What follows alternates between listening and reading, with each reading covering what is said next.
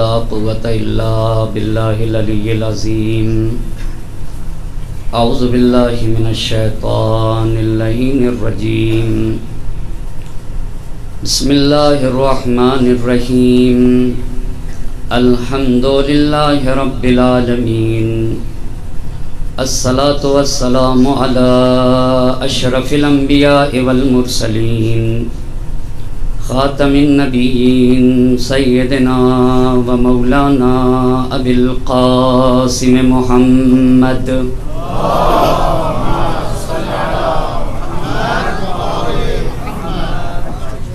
وعلى أهل بيته الطيبين الطاهرين المعصومين ولعنة الله على أعدائهم أجمعين أما بعد وقد قال الله سبحانه تبارك وتعالى في كتابه الحكيم وقوله الحق بسم الله الرحمن الرحيم إن الله اشترى من المؤمنين أنفسهم وأموالهم بأن لهم الجنة يقاتلون في سبيل الله صلوات پڑھتے ہیں.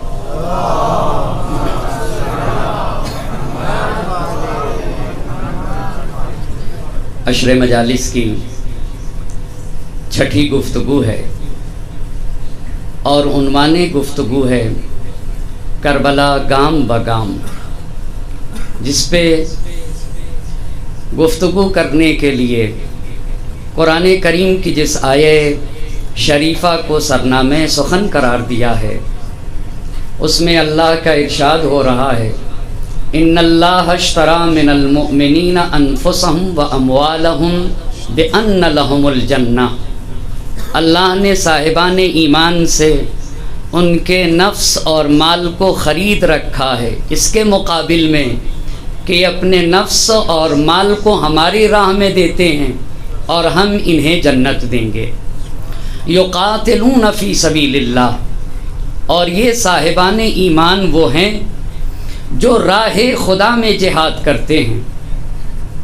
اور اس کے بعد قرآن نے کہا فیقتلون و یقتلون، جب راہ خدا میں جہاد کرے گا انسان تو یا تو قتل کرے گا یا قتل کیا جائے گا. وعدن علیہ حقا فی التوراۃ والانجیل والقرآن، یہ اللہ نے توریت میں، انجیل میں، قرآن کریم میں یہ وعدہ کیا ہے. ومن اوفی بعہدہ من اللہ، اور اللہ سے زیادہ وعدے کی وفا کرنے والا دوسرا انسان، دوسری ذات کون ہو سکتی ہے. فاستبشروا ببیعکم الذی بایعتم بہ، اے صاحبان ایمان، اگر تم نے اللہ سے اتنا عظیم معاملہ کیا ہے نا تو تمہیں ایسا معاملہ مبارک ہو، تم لائق مبارکباد ہو. التائبون العابدون الحامدون السائحون الراکعون الساجدون الآمرون بالمعروف والناہون عن المنکر والحافظون لحدود اللہ وبشر المؤمنین. کہا صاحب ایمان جو عابد ہو، تائب ہو، عابد ہو، حامد ہو، سائح ہو، آمر بالمعروف ہو، والناہی عن المنکر ہو، اور حدود الہی کی حفاظت کرنے والا ہو. وبشر المؤمنین، پھر ایسے مومنین کو بشارت دی جائے.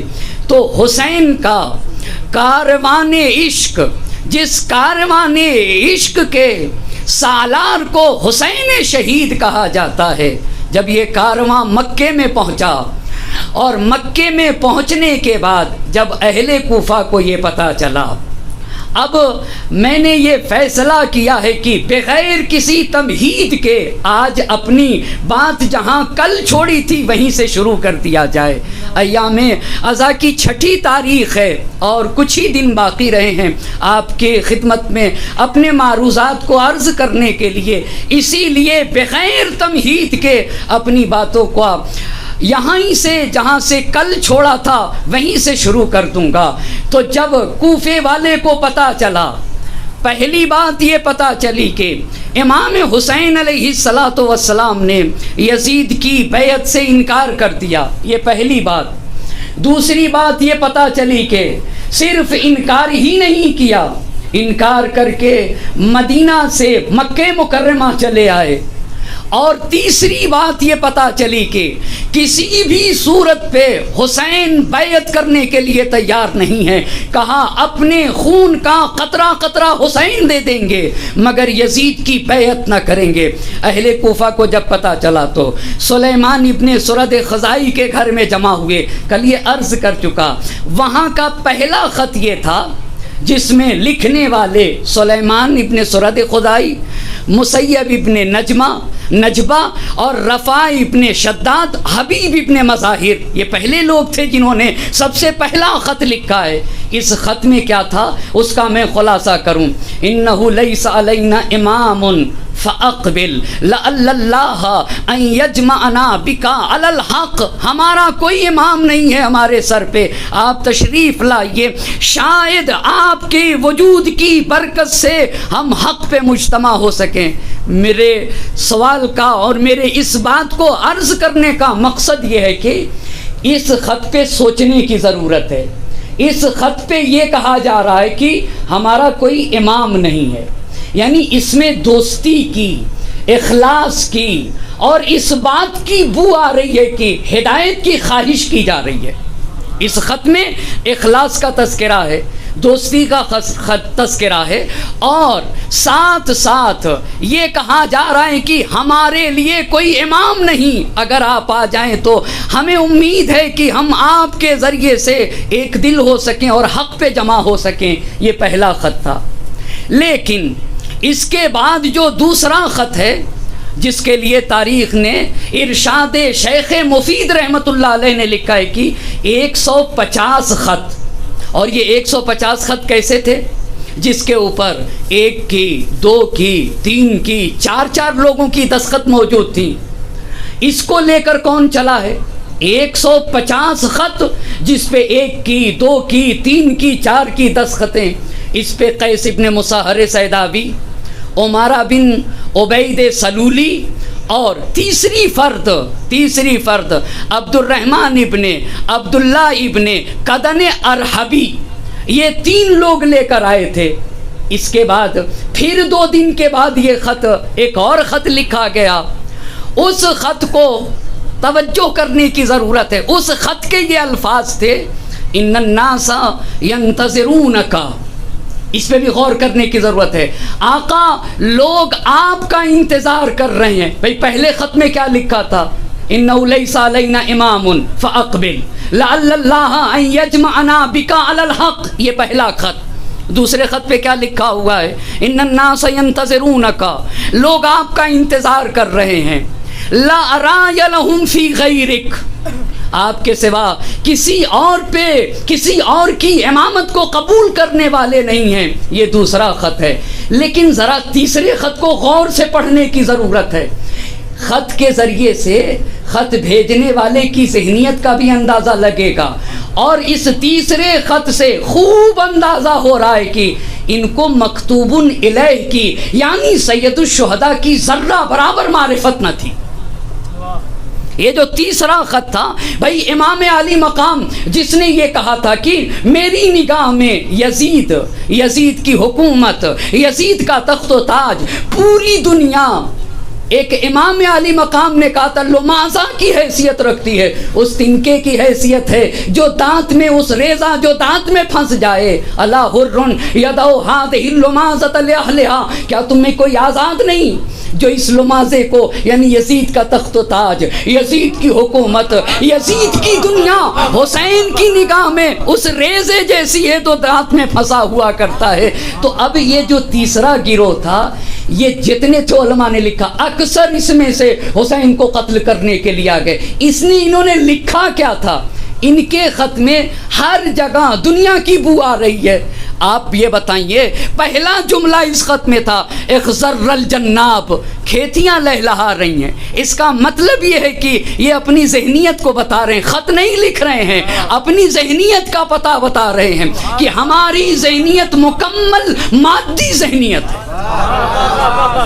اس کے علاوہ ہم کچھ سوچتے ہی نہیں ہیں۔ آپ ان کے الفاظ پہ، اچھا تم امام حسین سے کہہ رہے ہو کھیتیاں لہلا رہے ہیں، جو زہرا کا لال کہہ رہا ہے کہ پوری دنیا میری نگاہ میں کفی الظلال ہے،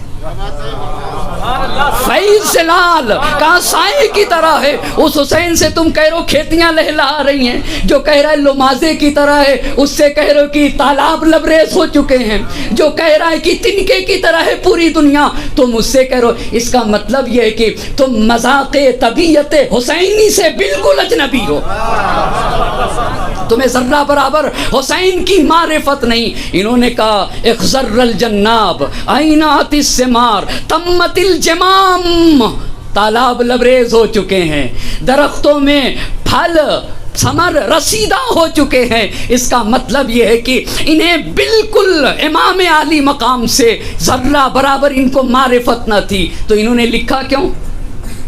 انہوں نے لکھا کیوں؟ انہوں نے یہ دیکھا، توجہ کریے گا، انہوں نے یہ دیکھا کہ اگر جب پورا کوفہ حسین کو خط لکھ رہا ہے تو یہ نہ کوئی غرض مرض نہ تھی، صرف یہ تھا کہ اگر حسین یہاں آ گئے اور حسین نے کوفے کو فتح کر لیا تو ہم کو بھی یہ کہنے کو مل جائے گا کہ ہم نے بھی خط لکھا تھا، ہمیں بھی کوئی مقام مل جائے، ہمیں بھی کوئی پوسٹ مل جائے، ہمیں بھی کوئی کرسی مل جائے۔ یہ منافقت کا اظہار کیا جا رہا تھا، یہ منافقت کا اظہار کیا جا رہا تھا۔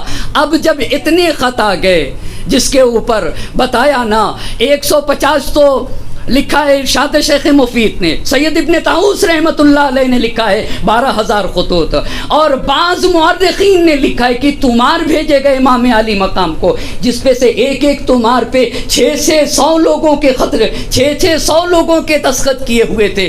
اتنے ہوا تو اب امام حسین علیہ السلام کی بنیادی سوال یہ ہے کہ امام علی مقام کی ذمہ داری کیا بنتی ہے، کیا بنتی ہے؟ اب میں ایک ایک ترتیب سے بات کو عرض کرنا چاہوں گا۔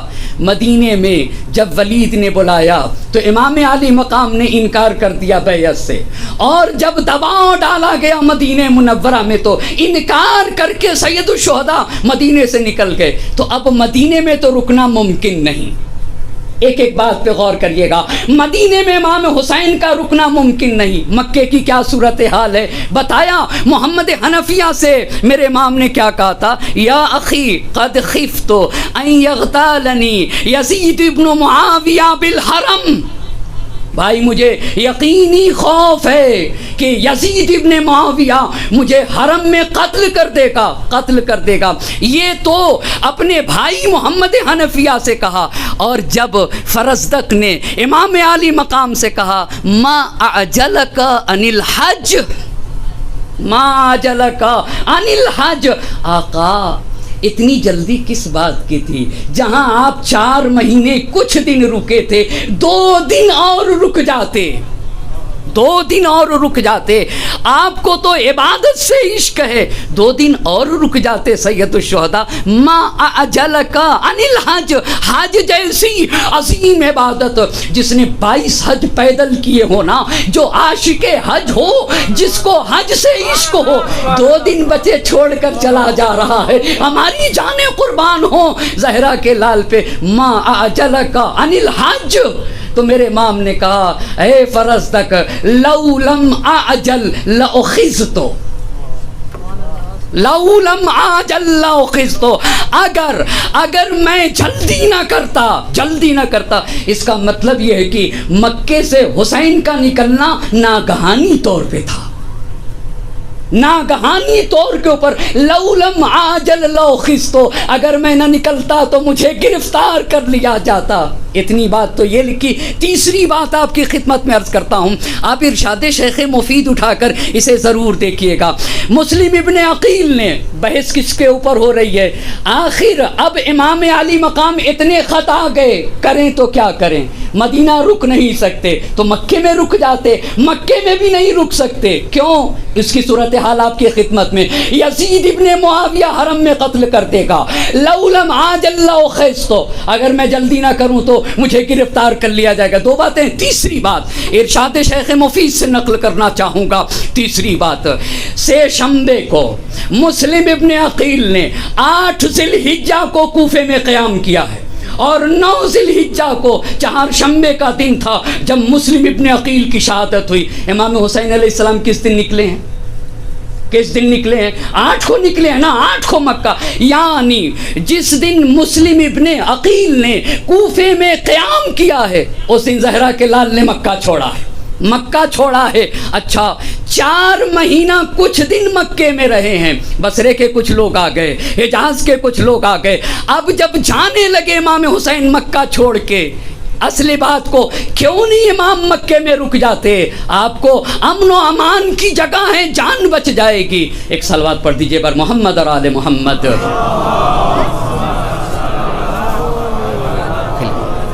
آپ رک جائیے، مکہ مکرمہ میں رک جائیے۔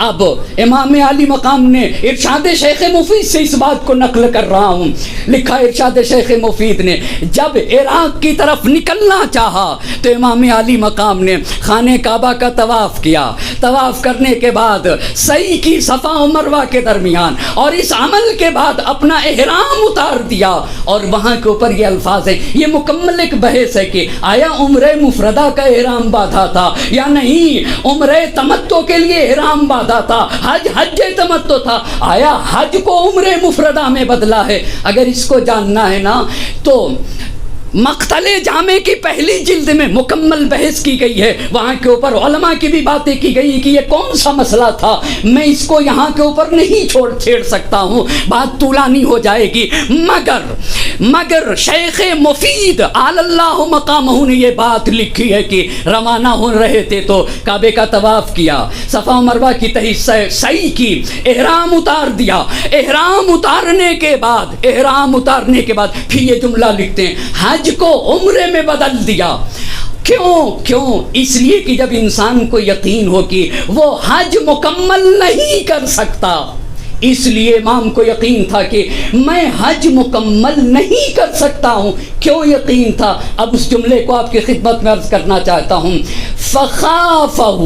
خافہو حسین کو ڈر ہوا کہ ان یوخذ علیہ، حسین کو گرفتار کر لیا جائے، فینفذ الی یزید ابن معاویہ، اور گرفتار کر کے یزید ابن معاویہ کے پاس بھیج دیا جائے۔ تو آپ لکھتے پس تیزی سے امام حسین علیہ السلام مکے سے روانہ ہو گئے۔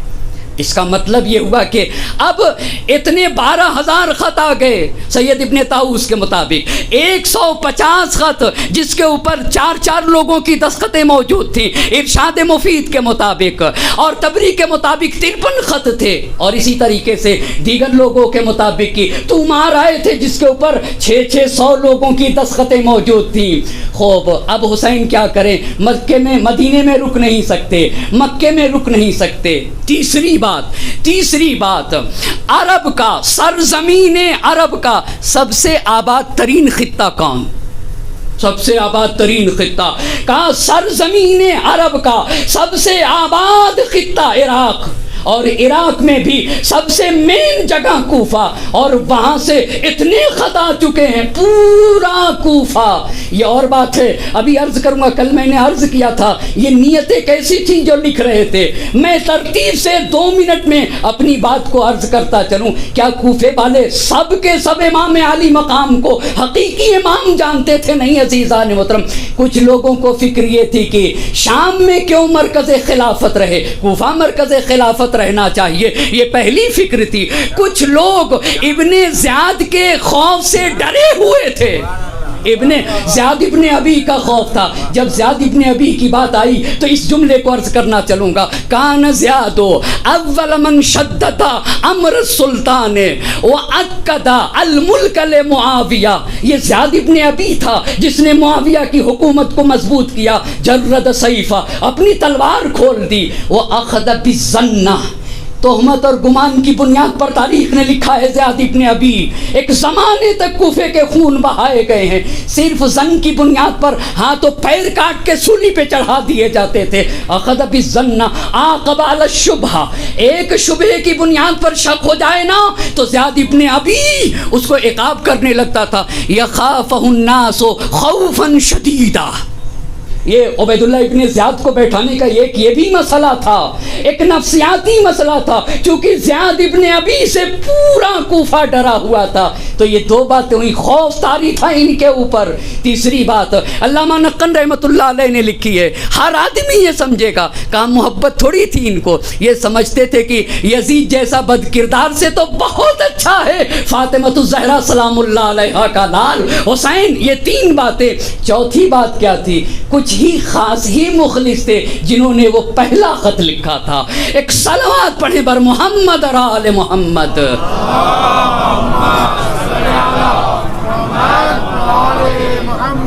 میں اپنی بات سے بالکل جڑا ہوا ہوں، فقط توجہ کی شرط ہے، مدینہ میں رہ نہیں سکتے، مکے میں رہ نہیں سکتے، عرب کے سب سے آباد ترین خطے سے آواز بلند ہوئی ہے، اور اس میں بھی عراق میں بھی کوفے کی سرزمین سے آواز بلند ہو رہی ہے۔ اچھا، چوتھی بات، آپ کے دوستوں نے بھی تو، حبیب ابن مظاہر نے خط لکھا ہے، مسیب ابن نجبہ نے خط لکھا ہے، رفاع ابن شداد نے خط لکھا ہے، سلیمان ابن سرد خزائی نے خط لکھا ہے۔ تو اب حسین کے سامنے کیا راستہ ہے؟ صرف ایک ہی راستہ بچتا ہے کہ حسین کوفے کے لیے روانہ ہو جائیں۔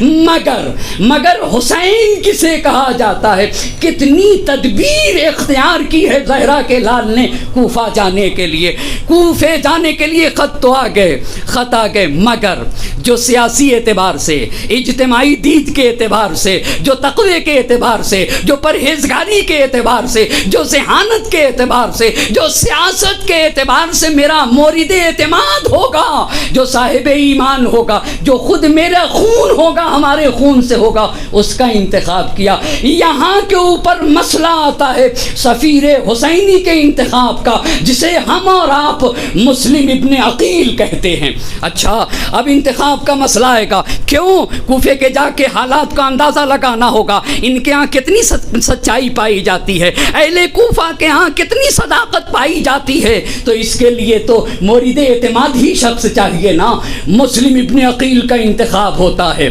اب توجہ کرنے کی ضرورت ہے، مسلم ابن عقیل کو جب بلایا گیا، مگر اس سے پہلے امام عالی مقام نے یہ جتنے خط آئے تھے ان سارے خطوں کا ایک جواب لکھا، مگر وہ آپ سے پوچھنا چاہوں گا، وہ خط کا جو جواب لکھا ہے وہ کس کے ہاتھ بھیجا؟ آیا مسلم ابن عقیل خط لے کر گئے تھے یا نہیں؟ مسلم ابن عقیل کے علاوہ دو نامہ بر تھے جو کوفے کے تھے، وہ خط لے کر گئے تھے۔ مسلم ابن عقیل کے ہاتھ خط نہیں بھیجا گیا ہے، دو نامہ بر کو، جس میں سے ایک ہانی ابن ہانی ہے، دوسرا سعید ابن عبداللہ حنفی ہیں، انہیں بلا دیا اور خط لکھا۔ خط کیسے لکھا ہے امام علی مقام نے؟ من الحسین ابن علی الى المؤمنین والمسلمین من اہل الکوفہ الى ملئ من المؤمنین والمسلمین، اہل کوفہ کے بزرگوں کے نام حسین ابن علی کا خط، ان ہانیا وسعیدا قدم علی بکتبکم، ہانی اور سعید۔ ارشاد شیخ مفید رحمت اللہ نے لکھا ہے کہ آخری نامہ بر جو سب سے آخر میں خط لے کر آئے تھے وہ دو کون تھے؟ ہانی تھے اور سعید ابن عبداللہ حنفی تھے۔ اسی لیے میرے امام نے کہا ان ہانیا وسعیدا قدم علی بکتبکم، تمہارے خط لے کر آئے ہانی اور سعید، وکانا، جملہ سنیے گا، وکانا آخر من قدم علی من رسلکم، یہ تمہارے سب سے آخری دو قاصد تھے جو میرے پاس آئے ہیں۔ اللہ جانے قربان ہو زہرا کے لال پہ، امام مبالغہ نہیں کرتا ہے، امام زیادہ روی نہیں کرتا ہے، امام کی بات تو حق اور حقیقت پہ مبتنی ہوا کرتی ہے۔ کتنے بھی خط آئے ہوں، وقد فہمت کل الذی اقتسقتم وذکرتم، جو تم نے جو لکھا ہے میں نے ان کا بغور مطالعہ کیا ہے، میں نے تمہارے خط کو پڑھا ہے۔ ومقالۃ جلکم، اکثر کا تمہارے سے، اکثر کا یہ کہنا ہے کہ انہو لیس علینا امام اقبل لعل اللہ ان یجمعنا بک علی الحق والہدی. حسین حسین اگر آپ آ جائیں نا ہمارے سروں پہ امام نہیں جانے قربان ہو جائیں. وہ قوم کتنی سرفراز قوم ہوگی جس کے سر پہ صرف امام ہی نہیں ہے، زندہ امام موجود ہے.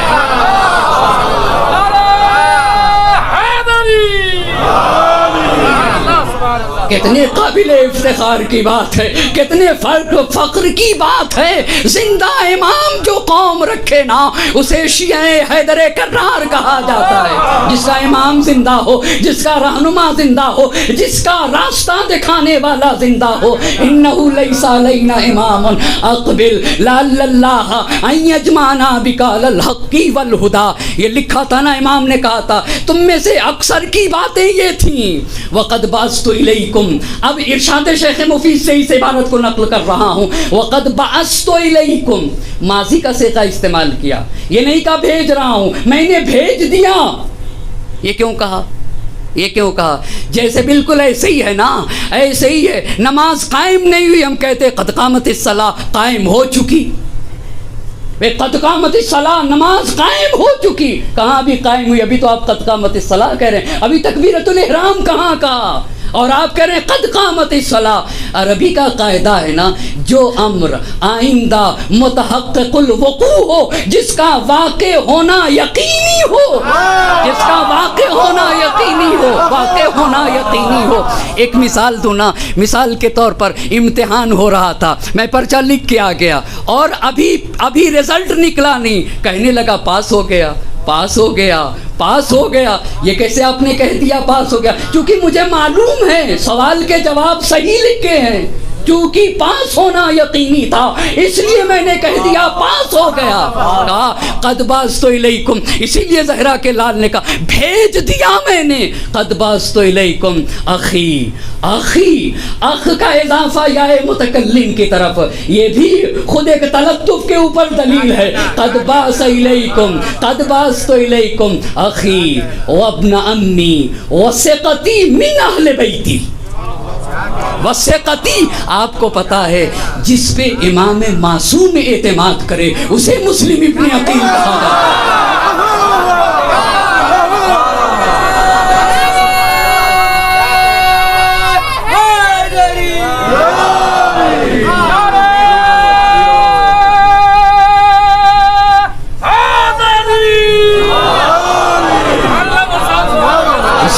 امام معصوم اعتماد کر لینا اسے مسلم ابن عقیل کہا جاتا ہے. آپ کو پتا ہے عبید اللہ ابن زیاد نے محمد ابن اشعث کی توہین کی تھی. توہین کس بات کے اوپر؟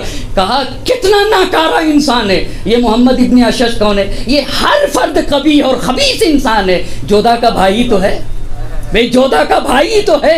اس کو کہا عبید اللہ ابن زیاد نے ایک آدمی کے مقابل میں ہماری اتنی فوج کو تم نے تباہ و برباد کر دیا. مسلم ابن عقیل کے اوپر ٹوکتا ہوا عبید اللہ ابن زیاد نے محمد ابن اشعث سے کہا تھا شرم نہیں آتی ہے؟ ایک آدمی ہے اور ایک آدمی پہ تو نے ہماری فوج کو تباہ کر دیا، نیست و نابود کر دیا. تو جواب میں اس نے لکھا ہے تمہیں پتا کیا سلح شور، ایسا شیر عجیب الفاظ لکھے ہیں جس کے ہاتھ میں کاٹ دینے والی تلوار ہے، جس کے ہاتھ میں، اس کے قریب کون ہو سکتا ہے جس کا مقابلہ فوجیں نہ کر سکیں اسے مسلم ابن عقیل کہا جاتا ہے. فوجیں نہ کر سکیں اسے مسلم ابن عقیل کہا جاتا ہے. بلازری نے لکھا ہے کہ نہایت قوی انسان کا نام ہے مسلم ابن عقیل. نہایت شجاع، تاریخ میں کہیں آیا ہے، ابھی اسے نقل کروں گا. اسی بنیاد پر علماء نے باطل کیا، ممکن نہیں ہے حسین کا خط لے کر سفیر حسینی جس پہ حسین اعتماد کرے وہ بیچ راستے میں کہے کہ میں کوفہ نہیں جاؤں گا.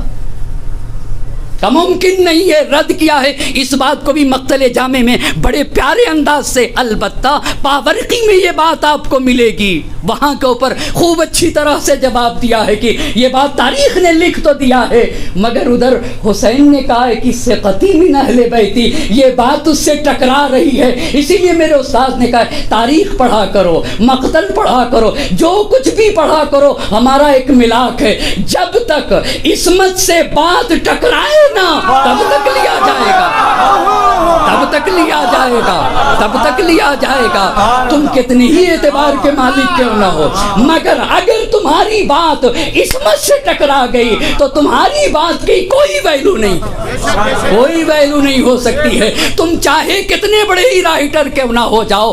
اب آئیے، وَقَدْ بَعَثْتُ إِلَيْكُمْ أَخِي وَابْنَ عَمِّي وَثِقَتِي مِنْ أَهْلِ بَيْتِي، ثقتی وَأَمَرْتُهُ، میں نے اپنے بھائی کو حکم دے رکھا ہے أَن يَكْتُبَ إِلَيَّ بِحَالِكُمْ وَأَمْرِكُمْ وَرَائِكُمْ فَإِن كَتَبَ إِلَيَّ، اب ترجمہ کیے بغیر صاحبان، یہ تو میں صرف برکت کے لیے کر رہا ہوں، وگرنہ مجھے بہت معاف کریے گا، چونکہ یہ مجلس پڑھنے کا طریقہ ہے کہ پڑھ کے ترجمہ کرتے ہیں، ہمارے بزرگان ترجمہ کرتے آئے ہوئے ہیں، برکت کی خاطر ترجمہ کرتے آئے ہوئے ہیں، میں تو صرف برکت کی خاطر، بلکہ یوں بھی کہہ سکتا ہوں نا، اس سے میرا بھی تو امتحان لیا جا سکے گا بھائی کہ میں خود صحیح ترجمہ کر رہا ہوں یا نہیں کر رہا۔ ایک صلوات پڑھیں بر محمد اور آل محمد۔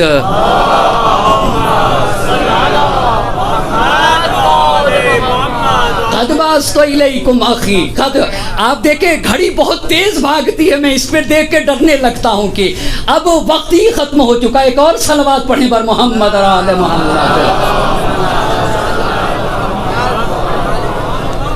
آپ لوگ جاگ کر ایک صلوات پڑھیں بر محمد اور آل محمد۔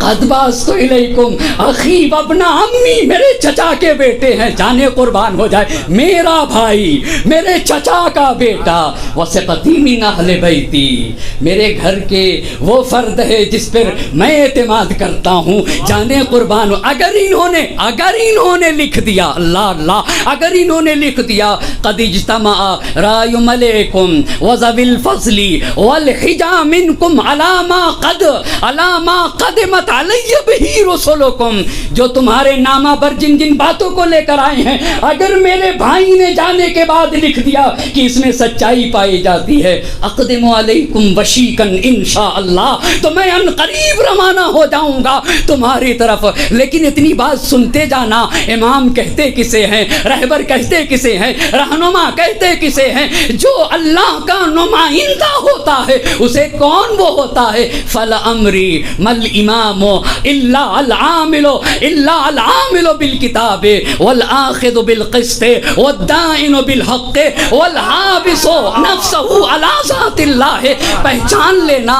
دیکھو اگر تمہاری ان کا خط بھی تھا نا، اخضر الجناب وعینات الثمار وتمت الجمام، انہیں بھی تو بتانا تھا، صرف یہ نہ سمجھ لینا کہ دنیا ملے گی، نہ سمجھتے رہو الامام فلامری، میری جان کی قسم، والامام مل امام الا العامل بالکتاب، امام وہ ہوتا ہے جو کتاب الہی کے مطابق عمل کرتا ہے، والآخذ بالقسط، جو عدالت کے مطابق چلتا ہے، والدائن بالحق، وَالدَّائِنُ بِالْحَقِّ۔ اسی لیے تو جوش نے بڑی پیاری بات کہی ہے، اے دوستو فرات کے پانی کا واسطہ، آل نبی کی تشنہ دہانی کا واسطہ، شبیر کے لہو کی روانی کا واسطہ، اکبر کی ناتمام جوانی کا واسطہ، اکبر کی ناتمام جوانی کا واسطہ، اے دوستو فرات کے پانی کا واسطہ، آل نبی کی تشنہ دہانی کا واسطہ، شبیر کے لہو کی روانی کا واسطہ۔ میں ان اشعار کو ضرور پڑھتا ہوں، مگر مجھے حسین سے عشق ہے، بہت توجہ کرنے کی ضرورت ہے، اور یہ اشعار معرفت حسینی کی طرف لے جاتے ہیں۔ اے دوستو فرات کے پانی کا واسطہ، آل نبی کی تشنہ دہانی کا واسطہ، شبیر کے لہو کی روانی کا واسطہ، اکبر کی نہ تمام جوانی کا واسطہ، بڑھتی ہوئی جوان امنگوں سے کام لو، ہاں تھام لو حسین کے دامن کو۔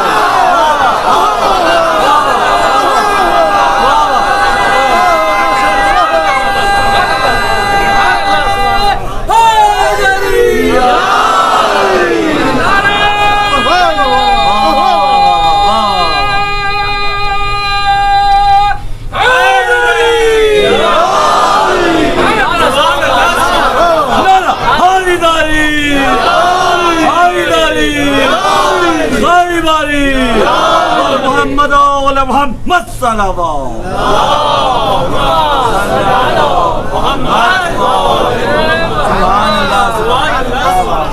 فلا امری مل امامو الا العامل بالکتاب والآخذ بالقسط والدائن بالحق والحابس نفسہ علی ذات اللہ، جو اپنے وجود کو ذات پروردگار کے لیے وقف کر دے اسے امام کہا جاتا ہے، اسے امام کہا جاتا ہے، جو وقف کر دے اپنے وجود کو۔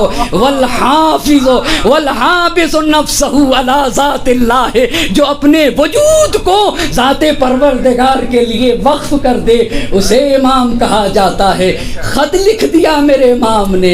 خط لکھنے کے بعد بہت توجہ کرنی، یہ تو خط لکھا ہے مکے میں، ابھی مکے ہی میں تو امام میں عالی مقام ہے۔ میں کتنا سوچ رہا تھا، ابھی مکے سے میں نہ نکل سکا، محرم کی 6 تاریخ آ گئی ہے، مگر میں بغیر کسی بھی بات کو کہے ہوئے آگے بڑھوں گا۔ بلا لیا ہانی ابن سعید، ہانی ابن ہانی کو، سعید ابن عبداللہ حنفی کو بلا لیا، کہا یہ خط لے کے کوفہ چلو، کوفہ تم چلو، اور میں پیچھے سے اپنے بھائی مسلم ابن عقیل کو بھیجتا ہوں۔ توجہ کرنے کی ضرورت ہے، مسلم ابن عقیل کو بھیجتا ہوں۔ اچھا، اس کے بعد مسلم ابن عقیل کو بلایا، قیس ابن مسہر سیداوی کو بلایا، عمارہ بن عبید سلولی کو بلا لیا، اور عبد الرحمن ابن عبداللہ ابن قدن ارحبی کو بلا لیا۔ کتنے لوگ آ گئے آپ مجھے بتائیں ذرا ایک مرتبہ، 4 لوگ ہوئے یا نہیں ہوئے؟ کون کون؟ مسلم ابن عقیل پہلی بات، قیس ابن مسہر سیداوی 2، تیسرا انسان عمارہ بن عبید سلولی، یہ تیسرا انسان ہے۔ چوتھا انسان کون ہے؟ عبد الرحمن ابن عبداللہ ابن قدن ارحبی۔ اچھا، مسلم ابن عقیل کے ساتھ 3 لگائے، 3 انسان کو۔ مسلم ابن عقیل اکیلے تھوڑی گئے تھے، اکیلے تھوڑی گئے تھے، وہ تو قاصد 2 روانہ ہوئے۔ قاصد کون تھے؟ قاصد کون تھے بھئی؟ قاصد تو ہانی ابن ہانی تھے اور سعید ابن عبداللہ حنفی تھے۔ مسلم ابن عقیل کو بلا دیا اور مسلم ابن عقیل کے ساتھ ان 3 شخصیتوں کو لگایا، اور اس کے بعد ارشاد شیخ مفید سے اور تبری سے اس بات کو نقل کر رہا ہوں، اس کے بعد کہا مسلم ابن عقیل کو تقوی الہی کی وصیت کی، اور دوسری بات یہ کہی کہ مسلم ابن عقیل اپنی ماموریت کو چھپائے رکھنا، جس کام سے تم جا رہے ہو نا اسے اوپن نہ کرنا، اسے مخفی رکھنا، اور تیسری بات واللطف کا، لوگوں کے ساتھ نرمی کرنا، لوگوں کے ساتھ مہربانی کریے گا۔ پس تقوی الہی کی پہلی وصیت، ماموریت کو چھپانے کی دوسری وصیت، تیسری وصیت لوگوں کے ساتھ مہربانی کریے گا۔ اور اس کے بعد امام عالی مقام نے مسلم ابن عقیل سے کہا کہ اگر ان لوگوں کو دیکھا کہ یہ اپنی رائے پر متفق ہیں، یعنی جو کہہ رہے ہیں اس میں سچائی پائی جاتی ہے، تو ہمیں خط لکھ دیجیے گا، ہمیں جلدی سے آگاہ کریے گا، میں آؤں گا۔ اتنی بات تو تبری اور ارشاد شیخ مفید نے لکھا، لیکن ابن عاصم کوفی نے ایک اور بات لکھ دی اپنی کتاب الفتوح میں۔ ابن عاصم کوفی نے لکھا، اس کے بعد مسلم ابن عقیل کو بلا کر امام عالی مقام نے مسلم ابن عقیل کے حق میں ایک دعا کی، اور وہ دعا کی کہ مسلم ابن عقیل، مجھے امید ہے کہ مجھے اور تمہیں اللہ درجہ شہادت پہ فائز کرے گا، مجھے اور تمہیں اللہ درجہ شہادت پہ فائز کرے گا، یعنی تم بھی شہید ہوگے، میں بھی شہید ہوں گا۔ اور اس کے بعد لکھا ہے کہ مسلم کوفے جاؤ، نصرت الہی میں قدم رکھ دو، یہاں تک کہ تم کوفے جاؤ پہنچو۔ اور دیکھو انہوں نے لکھا ہے کہ حسین نے مسلم ابن عقیل کو اپنے سینے سے لگا لیا، خدا حافظی کیا۔ مسلم ابن عقیل کی اب یہاں کے اوپر ماموریت کا آغاز ہوتا ہے، مسلم ابن عقیل کو کوفے جانا ہے، مگر کوفے ڈائریکٹ تھوڑی گئے، مسلم ابن عقیل اپنے 3 رہنما کے 3 ساتھیوں کے ساتھ، رہنما کی بات نہیں ہے، 3 ساتھیوں کے ساتھ، پہلا ساتھی، بہت معاف کریے گا اگر بات کو دہراتا ہوں تو، مگر میں مجبور ہوں بعض چیزوں کو دہرانے کے اوپر۔ پہلا ساتھی قیس ابن مسہر سیداوی، دوسرا ساتھی عمارہ بن عبید سلولی، اور تیسرا ساتھی آپ بتائیں گے کون ہے؟ عبد الرحمن ابن عبداللہ ابن قدن ارحبی، یہ 3 کو لے کر کہاں گئے؟ کوفے گئے؟ نہیں عزیزان محترم، مکے سے مدینہ منورہ پہنچے۔ کون مدینہ منورہ پہنچا؟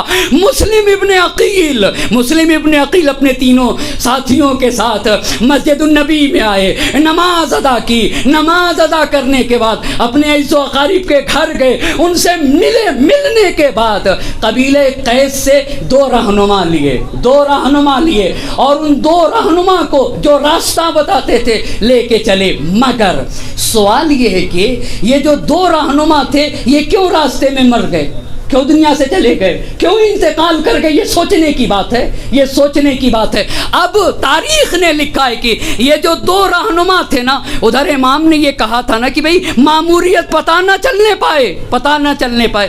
تاریخ نے، علماء نے لکھا ہے 2 وجہ تھی ان کے راستہ بھٹکنے کی۔ پہلی وجہ یہ ہے، پہلی وجہ میں دوسری وجہ بھی چھپی ہوئی ہے۔ پہلی وجہ یہ ہے کہ انہوں نے جو مین راستہ تھا اس راستے کو اختیار نہیں کیا تھا، مین راستے کو چھوڑ کے غیر معروف راستہ اختیار کیا تھا۔ یہ جو 2 رہنما تھے انہوں نے غیر معروف راستہ اختیار کیا۔ غیر معروف راستہ کیوں اختیار کیا تھا؟ تاکہ جلدی پہنچ سکے، یہ پہلی وجہ۔ دوسری وجہ یہ تھی کہ پتہ نہ چل سکے کہ مسلم کوفے جا رہے ہیں۔ ان 2 وجہ سے ارشاد شیخ مفید نے لکھ دیا ہے کہ اب جب یہ چلے، ابھی مکے سے باہر نکلے تھے، یہاں تک تو ارشاد شیخ مفید کی بات، لیکن شہید انسانیت نے ایک اور بات اضافہ کیا۔ میں نے سوچا، میں نے وہاں کے اوپر لکھا ہے شہید انسانیت پہ کہ علامہ نقن رحمۃ اللہ علیہ، یہ آپ نے کہاں سے لکھا؟ مگر شہید انسانیت میں علامہ نقن رحمۃ اللہ علیہ نے ان کے جو معیار ہے، یعنی جو ان کے مبانی ہیں جہاں سے انہوں نے شہید انسانیت لکھی ہے، اس میں اخبار طوال ہے، اس میں طبری ہے، ارشاد شیخ مفید ہے، صحیح مسلم ہے، صحیح بخاری ہے، یہ سارے ان کی کتاب کے منابع ہیں۔ تو میں نے تو اخبار طوال نہیں دیکھا، مگر وہاں پہ انہوں نے لکھا ہے کہ، اور یہ ارشاد شیخ مفید، ابھی مکے سے باہر گئے تھے کہ بھٹک گئے، راستہ بھٹک گئے۔ علامہ نقن رحمۃ اللہ علیہ نے لکھا ہے کہ مکے سے جب باہر نکلے، آگے بڑھے تو یہ صحرا میں پڑ گئے، یہ صحرا میں پڑ گئے۔ اب صحرا میں پڑ گئے، راستہ کھو گئے۔ دونوں رہنما ساتھ ساتھ ہیں، راستہ نظر نہیں آ رہا ہے، راستہ نہیں، اور 2 تھے، اور ادھر اور ساتھ میں کتنے تھے ان کے ساتھ آپ بتائیں ذرا؟ 4 بھائی، مسلم ابن عقیل کو لے کے 4 ہو جائیں گے، وہ 2 اور یہ 4۔ مگر آپ کو پتا ہے، جب انسان غور کرتے جائیے گا، جب تک ایک خطیب عشرہ پڑھنے جاتا ہے، ممکن ہے کہ 5 مجلسیں پڑھے مگر تھکتا نہیں ہے۔ کیوں؟ مجھے آپ بتائیں۔ آپ سوچ رہے ہیں کہ یہ کیسی باتیں کرتے ہیں؟ اس لیے کہ اس کی عقل کہتی رہتی ہے کہ ابھی اور پڑھنا ہے، ابھی ایک اور پڑھنا ہے، ابھی ایک اور پڑھنا ہے۔ آپ بتائیں، جس دن 12 محرم ختم ہوتی ہے اس دن اب اس کی عقل کہتی ہے کہ اب پڑھنا نہیں ہے، تو اب جسم پہ تھکن طاری ہونے لگتی ہے۔ بہت توجہ کریے گا، اب جسم پہ تھکن طاری ہونے لگتی ہے۔ کیوں؟ اس لیے کہ جو کام تھا وہ تمام ہو گیا۔ بہت توجہ کرنے کی ضرورت ہے۔ تو مسلم ابن عقیل کو کہاں جانا تھا؟ آخر یہ کیوں نہیں پیاس سے ہلاک ہو گئے؟ سوال ہے نا بھائی، بنیادی سوال ہے نا۔ یہ بھی تو پیاسے تھے مگر ان کے پاس پانی تھا، پانی نہیں تھا مگر عزم تھا۔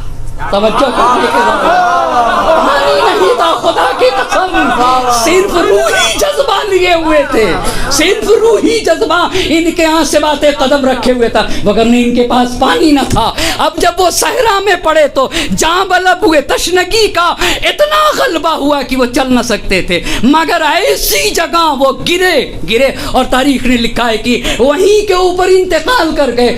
مگر وہ بھی رہنما تھے، جہاں تھے وہاں سے دور سے سڑک نظر آ رہی تھی جہاں سے لوگ گزر رہے تھے، انہوں نے صرف راستے کا اشارہ کر کے بتا دیا، دیکھو وہ مین راستہ کیا ہے، اگر تم وہاں تک پہنچ گئے تو نجات پا جاؤ گے، تم وہاں تک پہنچ گئے۔ یہ دونوں کے دونوں مر گئے، مگر بڑے حوصلے کے ساتھ۔ خدا کی قسم آپ یہ بتائیے علی کی بیٹی زینب کبریٰ 6 مہینے سے سفر میں تھی، اور دربار ابن زیاد میں پہنچنے کے بعد کوئی بتا سکتا ہے کہ یہ خاتون 6 مہینے سے سفر میں ہے، یہ اپنے بھائی کو کھو کے آئی ہے؟ کوئی نہیں بتا سکتا۔ یہی تو ابن زیاد کو کھل رہا تھا، اس کے بھائی کو قتل کر دیا، ان کے گھر کو ختم کر دیا، مگر یہ کیسی روح کے مالک ہیں؟ زینب کبریٰ ابن زیاد، عبید اللہ ابن زیاد کی آنکھوں میں آنکھیں ڈال کر یہ کہہ رہی تھی تو ہمارے بھائی کو تو قتل کر سکتا ہے، مگر ہماری طیب و طاہر روح کے اوپر شمشیر ذلت کو نہیں چلایا جا سکتا، ہمارے عزم و حوصلے کو پامال نہیں کیا جا سکتا۔ نعرہ حیدری، حیدری بر محمد محمد صلوات۔ ہمارے عزم و حوصلے کو پست نہیں کیا جا سکتا۔ کیوں؟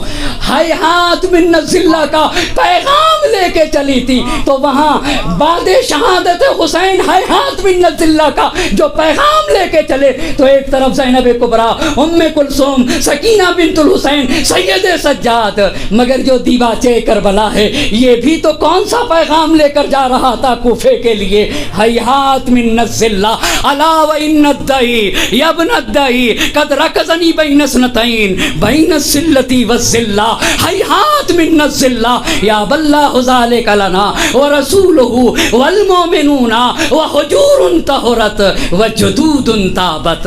ایک صلوات پڑھیں بر محمد اور آل محمد۔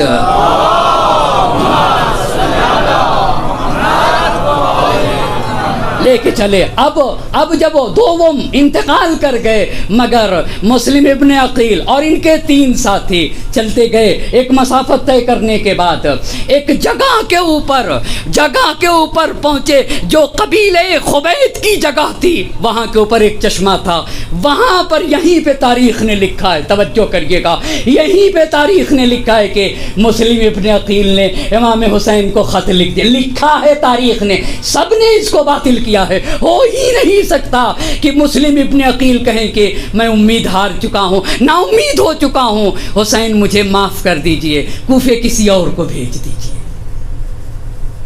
اور تاریخ نے لکھ دیا کہ قیس ابن مسہر سیدابی کے ساتھ زہرا کے لال کے نام ایک خط لکھ کے بھیج دیا، مقتل جامع جا کر اس کا مطالعہ کرے وہاں کے اوپر واضح طریقے سے، جو مسلم ابن عقیل ایسا ہو۔ بلازری نے کہا نہایت شجاع انسان کا نام ہے۔ عبید اللہ ابن زیاد نے کہا کہ ایک مسلم ابن عقیل کے اوپر 500 کی فوج بھاری ہو جائے، اما وہ حسین جس پر حسین اعتماد کر دیں، وہ مسلم ابن عقیل کہے گا کہ میں نہیں جا سکتا، مجھے ڈر لگ رہا ہے، میں کمزور انسان ہوں، میں طبیعت کا کمزور انسان ہوں، ممکن نہیں ہے۔ لہذا مسلم ابن عقیل اپنے ساتھیوں کے ساتھ کوفے پہنچ گئے۔ اب جب کوفے پہنچے ہیں نا، توجہ کریے گا، کوفے پہنچے تو سلیمان ابن سرد خزائی کے گھر جانا چاہیے تھا نا، اس لیے کہ جو کوفے میں تحریک کی روح رواں تھی اسی کو تو سلیمان ابن سرد خزائی کہا جاتا ہے۔ تو کیوں مختار ثقفی کے گھر رک گئے؟ کیوں مختار ثقفی کے؟ بہت ڈھونڈ رہا تھا، تبری دیکھا نہیں ملا۔ یاد رکھنے کی ضرورت، بار بار اس لیے کہنا چاہتا ہوں کہ اپنے علماء کے قدر و منزلت کو جاننا ہوگا۔ ہم اگر اپنے علماء کو زندہ نہ کریں گے تو کیا دوسرا ہمیں پوچھے گا؟ کیا ہمیں دوسرا پوچھے گا؟ اگر ہم نے اپنے علماء کی قدر نہ کی تو یاد رکھیے گا آئندہ ہماری بھی کوئی قدر نہ کرے گا۔ کیوں؟ اس لیے کہ ہم نے جب ناقدری کی ہے تو دوسرا کیسے ہماری قدردانی کرے گا؟ ہم نے پہچانا کہاں کتنا عظیم سرمایہ ہمارے پاس ہے۔ عزیزان محترم، ہم تو چھوٹی چھوٹی چیزوں میں الجھے رہ گئے۔ بڑی پیاری بات کہی ہے محسن قراتی صاحب نے، اور میں ایک بات اور کہتا ہوں، میں نے سوچا تھا کہ نہیں کہوں گا مگر یہ کہنا ضروری سمجھتا ہوں کہ اشرا ایسا ہو، اتنی صمیمیت کے ساتھ ہونا چاہیے کہ اس سماج کا، اس مخاطبین کی ہر فرد اپنی بات کو پڑھنے والے خطیب سے کہہ سکے. آپ کے ہاں یہ بات تھی, آپ نے یہ کہاں سے کہہ دیا, ایسے کہاں سے کہہ دیا, یہ بات کہاں سے پڑھ دیا. ایسا ماحول بننا چاہیے سرزمین کم کا. اما اتنی صمیمیت دکھاؤ تو, تاکہ جونیئر, یہ تو یہاں کے الفاظ ہیں نا دنیا کے, اس لیے میں کہہ رہا ہوں, وگرنہ طالب علم ہوا کرتا ہے, ورنہ جونیئر سینئر یعنی اتنی سمومیت برقرار کی جائے کہ ہر چھوٹا, ہر بڑا, ہر مساوی, اقران, دوست و احباب, ہر کوئی اطمینان کے ساتھ اپنی بات کو کہہ سکے اور اچھی طرح سے کہہ سکے. اب آئیے, اسی لیے شہید انسانیت میں لکھا ہے کہ حالات بتاتے ہیں, آپ وہاں مراجعہ کر لیں, آپ کو وہاں مل جائے گا. حالات بتاتے ہیں کہ مسلم ابن عقیل جب کوفے پہنچے ہیں نا, تو سلیمان ابن سرد خزائی کوفے میں موجود نہ تھے, اس لیے مسلم ابن عقیل سلیمان ابن سرد خزائی کے گھر نہ گئے. وگرنہ اگر سلیمان ابن سرد خزائی موجود ہوتے تو مسلم ابن عقیل سلیمان ابن سرد خزائی کے گھر جاتے, لیکن مختار ابن ابو عبید ثقفی کے گھر گئے. اہل کوفہ کو پتہ چل گیا. اب آئیے عزیزان محترم, سفیر حسینی آ گیا. اللہ اللہ اللہ اللہ, کتنی پیاری بات لکھی ہے کہ مایوسیوں سے چھائی ہوئی تاریک گھٹا میں جب مسلم پہنچے ہیں نا, تو اب امید کی شعائیں نظر آنے لگی ہیں. اب ہم کو ظلم و بربریت سے نجات ملے گی, اب ہم سکون کی سانس لے سکیں گے, اب ہم سر اٹھا کے چل سکیں گے, ہم عزت کے ساتھ چل سکیں گے, جی سکیں گے. کیوں؟ اس لیے کہ یہ اس کا نامہ برائے, اس کا سفیر آیا ہے جس کا کہنا ہے موت فی عز خیر من حیات فی ذل. دیکھو, ذلت کی زندگی سے عزت کی موت بہتر ہے. بات کو سمیٹ رہا ہوں, مگر جب پتہ چلا تو جمع ہو گئے شیعان حیدر کرار, اور جمع ہونے میں اس میں حبیب ابن مظاہر بھی گھر میں جمع ہیں. اور توجہ کریے گا, کیا شان رہی ہوگی اس مجمع کی, خدا کی قسم, جہاں سفیر حسینی, شیعان حیدر کرار, ولو یہ کہ مختصر, ہاں ایک تاریخ گھٹا ضرور تھی, مگر وہاں کے اوپر خط حسین کا تھا. پڑھنے والا مسلم ابن عقیل تھے, سننے والے عابس ابن ابی شبیب شاکری تھے, حبیب ابن مظاہر موجود تھے. حسین کا خط کھول دیا مسلم ابن عقیل نے, کھولنے کے بعد پڑھ دیا. جب پڑھا ہے حسین ابن علی کا خط, تو تاریخ نے لکھا ہے کہ لوگوں کی آنکھوں سے آنسو کی بارش ہو رہی تھی. اور اس کے بعد ابھی مسلم ابن عقیل نے حسین کا خط تمام ہی کیا تھا. ایک مرتبہ عابس ابن ابی شبیب شاکری اپنی جگہ سے کھڑے ہو گئے, فحمد اللہ واسنا علیہ ثم قال لا اخبرک عن الناس ولا اعلم ما فی انفسہم. مسلم, میں لوگوں کے بارے میں تو کچھ نہیں جانتا, میں لوگوں کی ضمیر سے آگاہ نہیں ہوں, ولا اغرک منہم, اور میں لوگوں کی طرف سے آپ کو دھوکہ بھی نہیں دے سکتا. جانے قربان ہو جائیں عابس ابن ابی شبیب شاکری کے اوپر. میں نے تاریخ میں پڑھا تھا, جس نے کربلا کے میدان میں جب گیا ہے عابس ابن ابی شبیب شاکری, تو اپنی زرہ اکھا کر دوسری جگہ پھینک دی اور کہا آؤ لڑنا ہے نا, عابس سے تو بغیر زرہ کے لڑو, بغیر زرہ کے لڑو. ایسے حسین کے ساتھی کو عابس کہا جاتا ہے. زرہ بدن سے ہٹا کے دور پھینک دیا.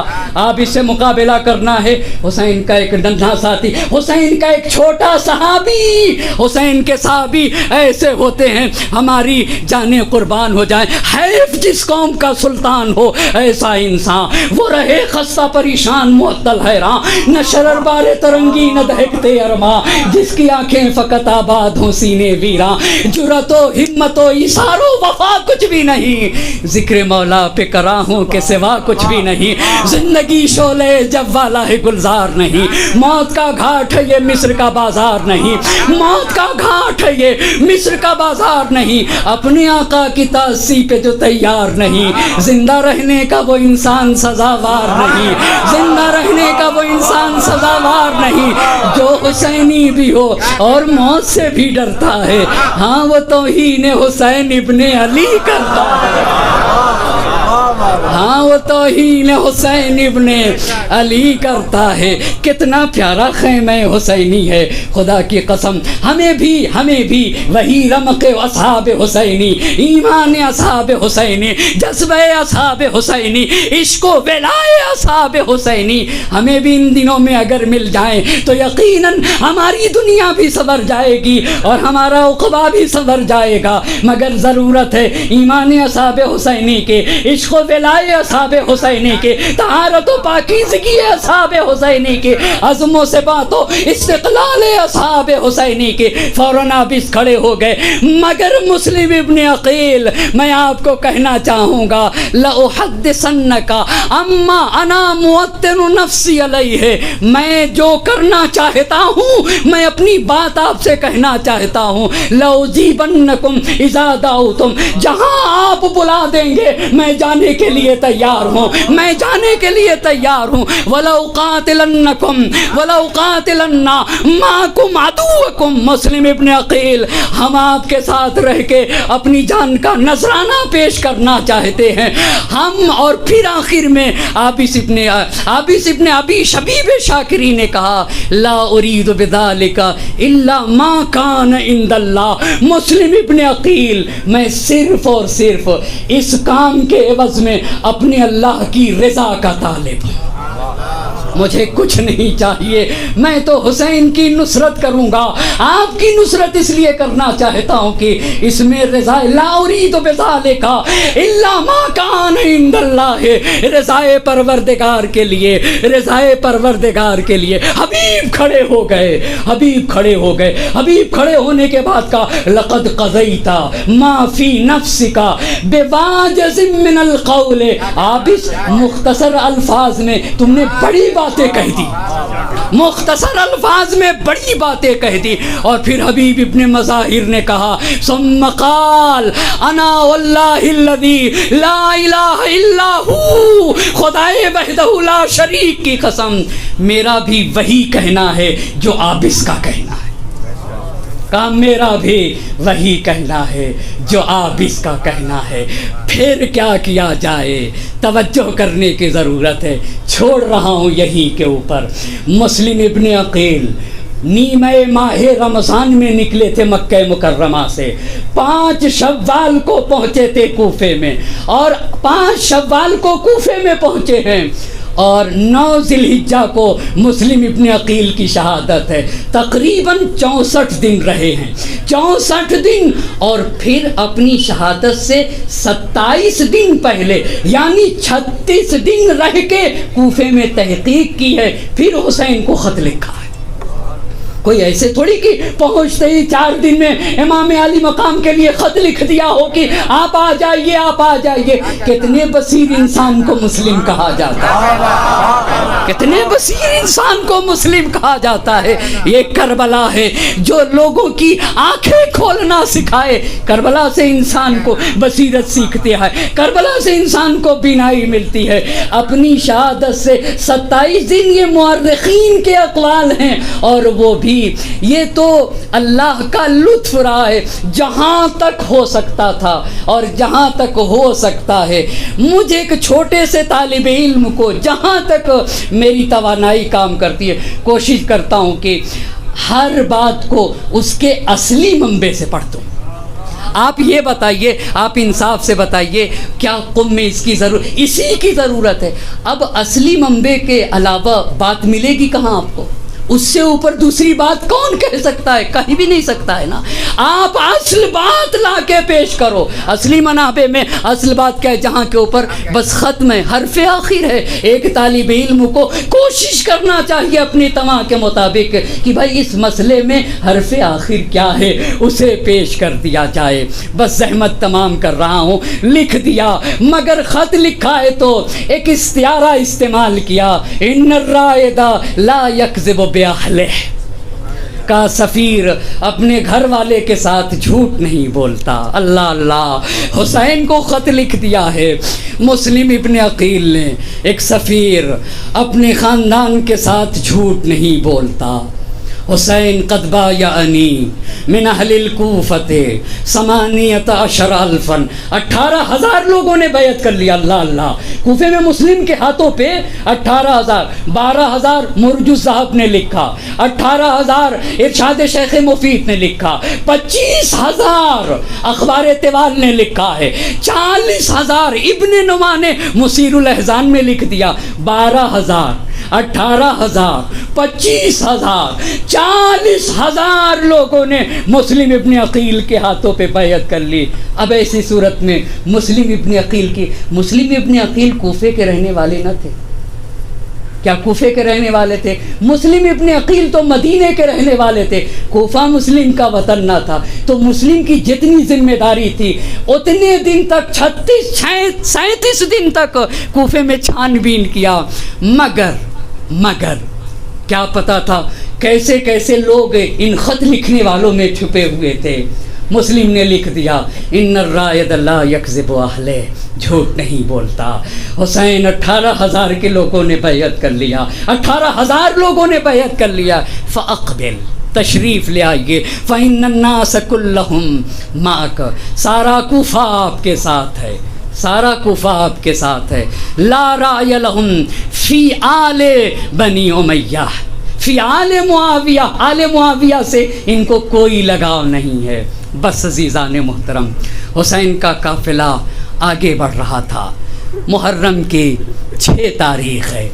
راستے میں میرے حسین کو غنودگی طاری ہو گئی اور امام علی مقام نے کلمہ استرجاع پڑھ دیا, انا للہ و انا الیہ راجعون. ہم سب اللہ کے لیے ہیں اور ہم سب کو اللہ کی بارگاہ میں پلٹ کے جانا ہے. جوان علی اکبر آگے بڑھ گیا. بابا انا للہ کہنے کا کیا سبب ہے؟ بیٹا میں نے خواب میں دیکھا ہے کہ کوئی کہہ رہا تھا کہ ایک قافلہ آگے جا رہا ہے اور موت اس کے پیچھے پیچھے جا رہی ہے. اولسنا علی الحق, بابا کیا ہم حق پہ نہیں ہیں؟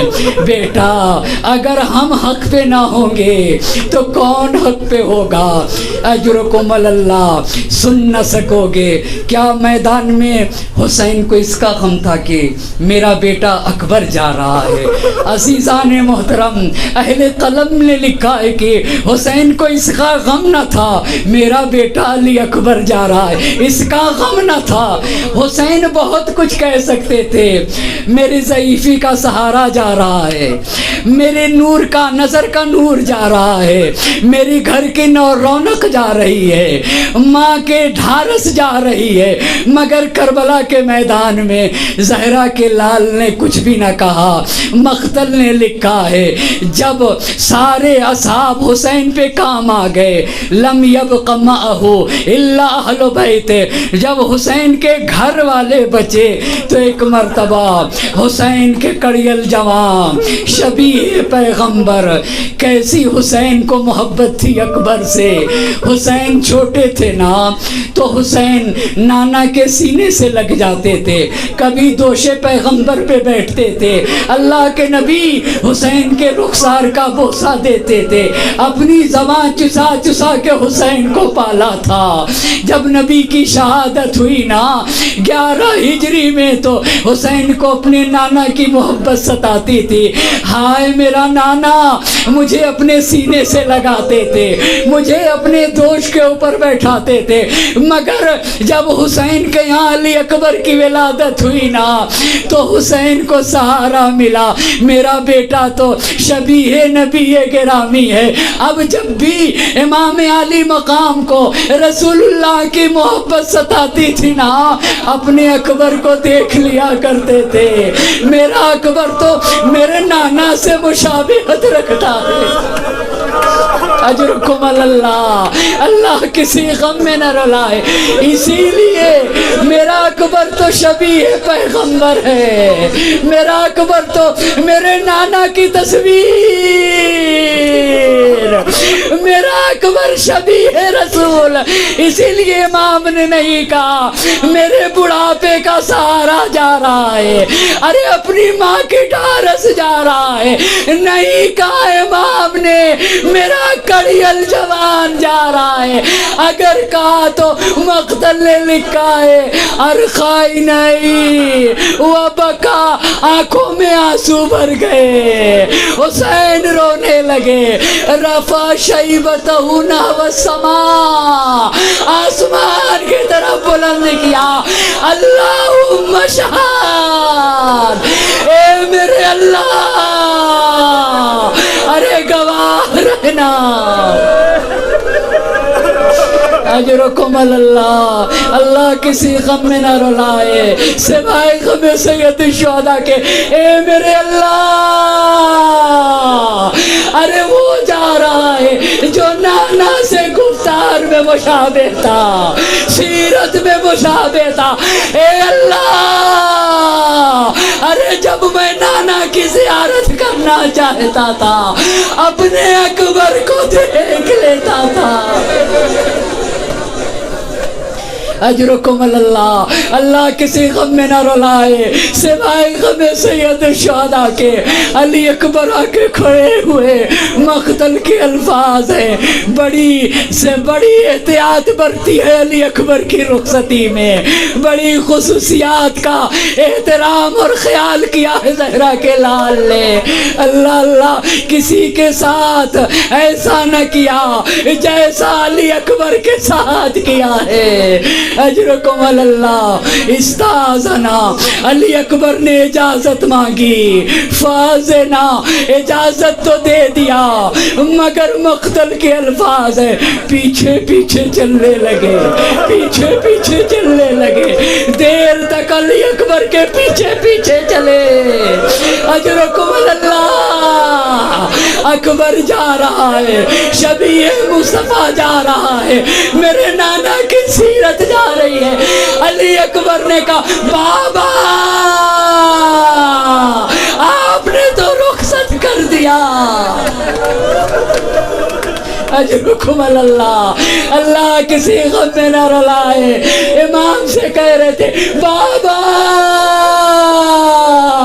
آپ نے رخصت کر دیا تھا، پیچھے پیچھے کیوں آ رہے، اے اکبر اے کاش تم صاحب اولاد ہوتے،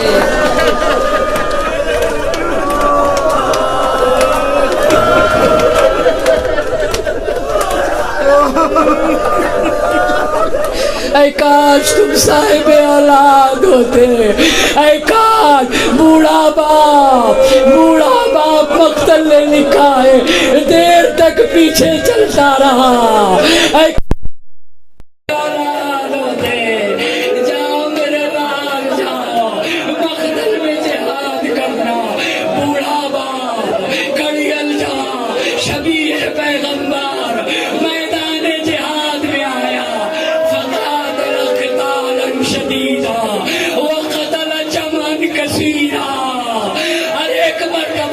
شدید جہاد کیا، مگر ہائے رے ایک بوڑھا باپ تھا،